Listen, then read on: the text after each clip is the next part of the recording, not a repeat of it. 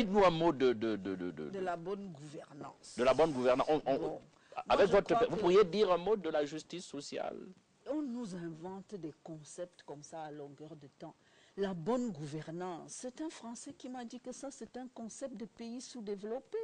Il y a une gouvernance ou il n'y a pas une gouvernance? Comment on va considérer un pays où régulièrement, un État où régulièrement la moitié, quand ce n'est pas les 3/4 des membres du gouvernement, sont mis en prison pour détournement de fonds publics? Qu'est-ce qu'on va penser de ça? Il y a gouvernance ou il n'y a pas? Il y a eu des gens dans la République qui ont porté des jugements excessifs sur votre gouvernement, sur votre régime. Ils sont connus.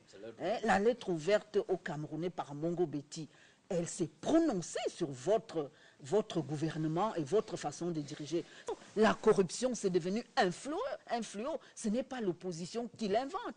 Quand vous avez la communauté internationale qui bloque certains financements parce que le Cameroun est un des pays les plus corrompus au monde, 2 fois, 3 fois cité par des institutions qui font ces recensements, que la population, ce que ces jeunes gens disent quand ils sont tous assis là, c'est que comment se fait-il qu'il y ait au Cameroun des individus qui soient capables de détourner des centaines de milliards alors qu'on n'a pas la nivaquine dans un hôpital, alors que les enfants meurent de paludisme, qu'il n'y a pas de soins, qu'il n'y a pas d'école, qu'il n'y a rien du tout.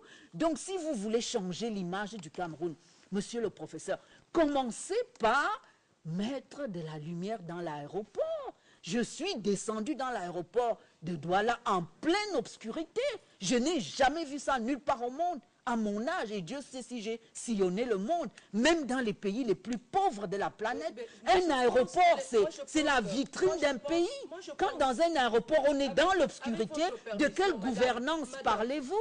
De quelle gouvernance parlez-vous? Arrêtez de nous citer vos petites actions que vous faites dans votre communauté urbaine. Nous parlons du Cameroun, madame.